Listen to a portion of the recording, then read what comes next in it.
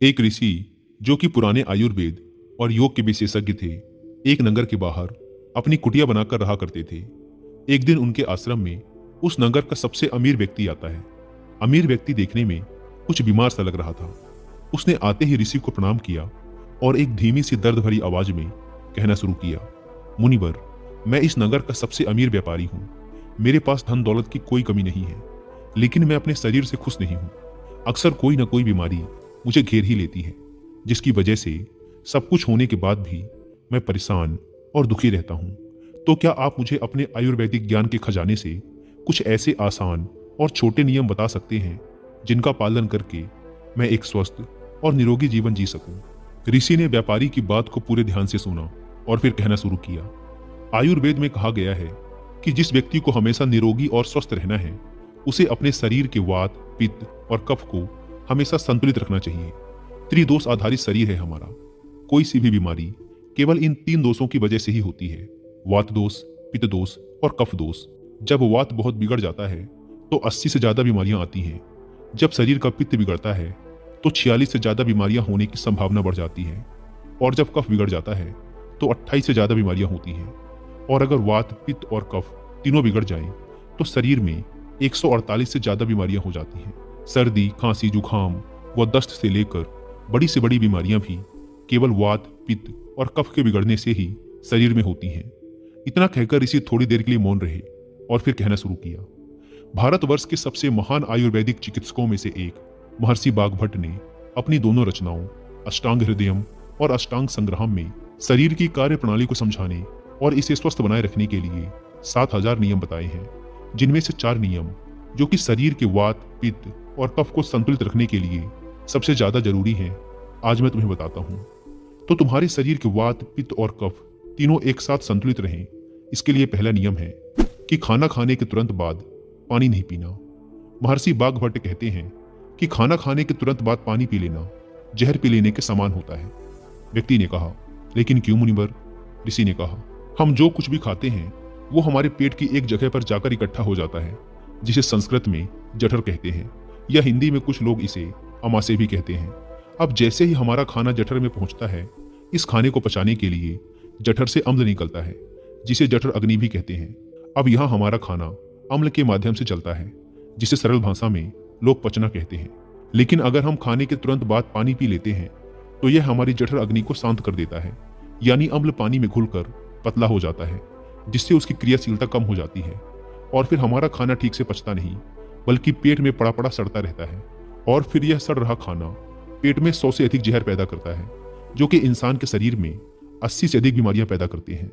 पेट में गैस बनना, जलन पड़ना और पेट फूलने जैसी समस्याएं उन्हीं को होती हैं जिनका खाना ठीक से पचता नहीं। और खाने के ठीक से ना पचने का सबसे बड़ा कारण है खाने के तुरंत बाद पानी पी लेना। व्यक्ति ने पूछा, लेकिन मुनिवर, खाने के कितनी देर बाद तक पानी नहीं पीना चाहिए?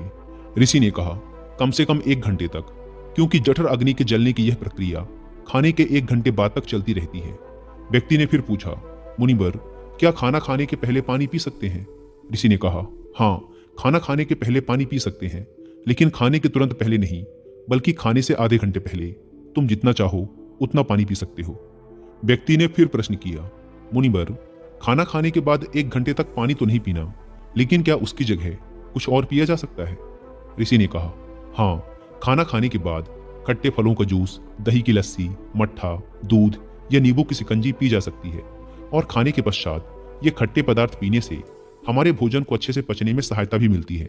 लेकिन अगर तुम इनका और भी ज्यादा फायदा लेना चाहते हो तो सुबह के नाश्ते के बाद खट्टे फलों का जूस, दोपहर के खाने के बाद दही की लस्सी या मट्ठा और रात के खाने के बाद दूध पीना और भी ज्यादा फायदेमंद होता है। जो व्यक्ति इस पहले नियम का पालन करेगा उसे भोजन के सड़ने से पैदा होने वाली 80 बीमारियों का कभी सामना नहीं करना पड़ेगा। दोस्तों, अगर आप हर रोज कुछ समय के लिए योगासन और प्राणायाम करते हुए इस वीडियो में बताए जाने वाले चारों नियमों का पालन करते हैं, तब जाकर आपके शरीर को इन आयुर्वेदिक नियमों का पूरा लाभ मिलता है। योगासन और प्राणायाम के बारे में विस्तार से जानने के लिए आप कुकुरम पर हिंदी में एक ऑडियो बुक भी सुन सकते हैं, जिसका नाम है योगासना एंड साधना।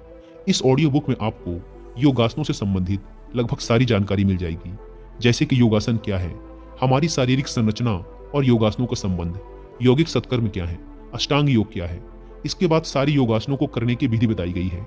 फिर प्राणायाम और ध्यान के बारे में भी विस्तार से बात की गई है। ऑडियो बुक के लास्ट में आपको हमारे शारीरिक रोगों के कारण और योग व प्राणायाम के माध्यम से उन रोगों का उपचार कैसे किया जा सकता है, इसके बारे में भी डिटेल से समझाया गया है।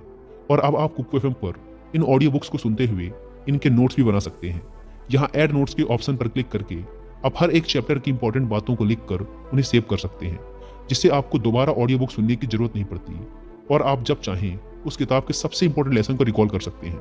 कुकू एफएम का ये स्पेशल फीचर मेरी बहुत हेल्प करता है बुक्स की सबसे इंपॉर्टेंट बातों को याद रखने में। और अभी फर्स्ट मंथ ऑफर भी चल रहा है। अगर आप WI50 कूपन कोड का यूज करके कुकू एफएम का प्रीमियम सब्सक्रिप्शन लेते हैं तो आपको इसके फर्स्ट मंथ के सब्सक्रिप्शन पर मिलेगा सीधा 50% का डिस्काउंट। यानी इसके एक महीने का सब्सक्रिप्शन आपको पड़ेगा 99 रुपीज की बजाय सिर्फ 49 रुपीज का। लेकिन याद रहे, यह ऑफर सिर्फ फर्स्ट मंथ के लिए ही वैलिड है।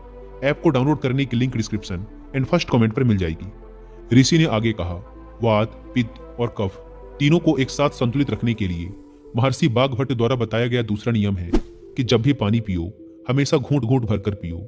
व्यक्ति ने फिर प्रश्न किया, लेकिन ऐसा क्यों मुनिवर? ऋषि ने कहा, हमारे मुंह के अंदर जो लार होती है वो क्षारी होती है और हमारे पेट में अम्ल बनता है। जब हम घूंट घूंट भरकर पानी पीते हैं तो हर बार थोड़ी थोड़ी लार पानी में घुलकर हमारे पेट में जाती है और यह क्षारी लार पेट में उपस्थित अम्ल को निष्क्रिय कर देती है, जिससे हमारे पेट की अम्लता कम हो जाती है। पेट में जलन की समस्या समाप्त हो जाती है और जिसके पेट में अम्लता नहीं होगी उसके रक्त में भी अम्लता नहीं होती और जिसके रक्त में अम्लता नहीं होती उसके शरीर का वात, पित्त और कफ तीनों संतुलित बने रहते हैं। और अगर संभव हो सके तो जब भी तुम पानी या कुछ भी पियो तो उसका हर एक घूंट अपने मुंह में रखकर जीभ के माध्यम से उसे कुछ देर के लिए अपने मुंह में घुमाओ और फिर उसके बाद उसे अंदर गुटको। इससे तुम्हारे शरीर को और भी ज्यादा फायदा मिलेगा और तुम्हें कभी भी अम्लता या पेट में जलन की शिकायत नहीं होगी। अगर हम और थोड़ा गहराई में जाएं तो हमें यह अनुभव होगा कि प्रकृति भी हमें घूंट घूंट भरकर आराम से पानी पीने के संकेत देती है। तुम किसी भी पक्षी को देखो, वह भी अपनी चोंच से एक एक बूंद भरकर ही पानी पीता है। कुत्ता, बंदर, शेर, ये सभी जानवर भी अपनी जीभ से चाट चाट कर ही पानी पीते हैं। कोई भी एक साथ पानी को घट घट करके नहीं पीता। केवल कुछ बड़े जानवर जैसे गाय, बैल, हाथी ही पानी को एक साथ एक सांस में पीते हैं, क्योंकि इनके शरीर को बड़ी मात्रा में पानी की जरूरत पड़ती है और चाट कर या घूंट घूंट भरकर पानी पीने से इनके शरीर की पानी की पूर्ति नहीं की जा सकती। लेकिन इंसान धीरे धीरे पानी पीकर भी अपनी प्यास बुझा सकता है। इसीलिए अपने पानी पीने का तरीका बदल दो और घूंट घूंट भरकर पानी पियो। ऋषि ने आगे कहा, तीसरा नियम, चाहे कितनी भी प्यास लगी हो लेकिन कभी भी ज्यादा ठंडा पानी मत पियो। व्यक्ति ने कहा, अब इसका भी कारण बता दे मुनिवर। ऋषि ने कहा, हमारा शरीर अंदर से गर्म होता है और जब हम बहुत ठंडा पानी पी लेते हैं तो उस ठंडे पानी के तापमान को हमारे शरीर के तापमान के बराबर लाने के लिए हमारा शरीर अपनी बहुत सी ऊर्जा खर्च कर देता है, जिससे हमें सुस्ती और थकान महसूस होती है। साथ ही ज्यादा ठंडा पानी पीने से शरीर के अंदर अचानक तापमान में बदलाव आ जाता है, जो हमारे शरीर के पित्त और कफ के संतुलन को बिगाड़ देता है और हमें सर्दी, खांसी, जुकाम और बुखार जैसी समस्याओं का सामना करना पड़ सकता है। अगर किसी कमजोर और बीमार व्यक्ति ने ज्यादा ठंडे या बर्फीले पानी का सेवन कर लिया तो यह उसकी मृत्यु का कारण भी बन सकता है, क्योंकि यह बर्फीला पानी उसके पेट को पूरी तरह से ठंडा कर देता है। पेट ठंडा होते ही हृदय ठंडा हो जाता है, हृदय ठंडा होते ही मस्तिष्क ठंडा हो जाता है और मस्तिष्क के ठंडा होते ही इंसान का पूरा शरीर ठंडा पड़ जाता है और शरीर ठंडा पड़ते ही इंसान की मृत्यु हो जाती है। इसीलिए महर्षि बाघभट्ट ने ज्यादा ठंडे पानी के सेवन को गलत बताया है। ऋषि ने आगे कहा, वात, पित्त और कफ को संतुलित रखने के लिए चौथा और आखिरी नियम है कि सुबह उठते ही सबसे पहले पानी पियो। यानी जैसे ही तुम्हारी आंखें खुले, उठते ही जितना हो सके उतना पानी पी लो। सुबह उठते ही पानी पीने के शरीर के लिए दो बड़े फायदे हैं। पहला, जब हम सुबह पेट भरकर पानी पीते हैं तो इससे हमारी बड़ी आंत की सफाई होती है और बड़ी आंत पर जोर भी पड़ता है, जिससे जब हम मल त्याग के लिए जाते हैं तो हमारा पेट एक बार में साफ हो जाता है। और जिस व्यक्ति का पेट एक बार में साफ हो जाता है उसे कोई बीमारी हो ही नहीं सकती, क्योंकि ऐसे व्यक्ति को कब्ज की समस्या नहीं होती। और ये बात हर कोई जानता है कि कब्ज सभी बीमारियों की जड़ है। और सुबह उठते ही पानी पीने का दूसरा फायदा ये है कि सुबह सुबह हमारे पेट में अम्ल की मात्रा सबसे ज्यादा होती है और जब हम काफी सारा पानी पीते हैं तो हमारे मुंह की लार, जो कि क्षारी होती है, वह पानी में घुलकर हमारे पेट में जाती है और पेट के अम्लीय माध्यम को उदासीन कर देती है। इसीलिए सुबह सुबह उठकर पानी पीना बेहद जरूरी है। तो ये थे महर्षि बाघभट्ट द्वारा बताए गए वो 4 नियम, जो सुनने में तो बहुत साधारण लगते हैं, लेकिन अगर तुम लगातार इन चारों नियमों का पालन करते हो तो तुम्हें कभी भी कोई बीमारी या रोग छू भी नहीं सकते। ऋषि के मुंह से इन चारों नियमों को सुनकर उस अमीर व्यापारी को आभास हुआ जैसे उसे उसकी समस्याओं का समाधान मिल गया हो। उसने चैन की सांस ली। उसने ऋषि के सामने ही उन चारों नियमों का पालन करने का प्रण लिया और उनका धन्यवाद कर खुशी खुशी वहां से चला गया।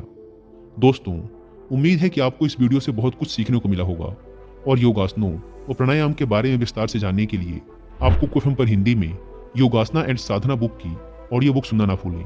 और फर्स्ट मंथ के सब्सक्रिप्शन पर 50% डिस्काउंट के लिए आप WI50 कूपन कोड का इस्तेमाल भी कर सकते हैं। धन्यवाद।